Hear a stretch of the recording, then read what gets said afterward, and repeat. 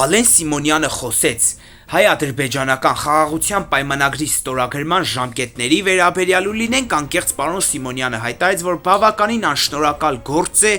ժամկետների մասին խոսել։ Մենք հիմա էլ ենք պատրաստ, ժողովուրդ ջան, ստորագրել այս պայմանագիրը։ Ես համոզված եմ, որ Ադրբեջանը նույնպես պատրաստ է ստորագրել այդ պայմանագիրը, որովհետև լինենք անկեղծ, Ադրբեջանը բարձր մակարդակի վրա հայտարարեց, որ որևէ տարածքային պահանջ Հայաստանի Հանրապետությունից չունի։ Չկա տարածքային պահանջ, չկա պատերազմի պատճառ։ Այսինքն ժողովուրդ ջան, խաղաղությունը արդեն է սկսել, խաղաղությունը արդեն է մեկնարկել, եւ հիմա բավականին մեծ աշխատանքներ են տարվում ու դրական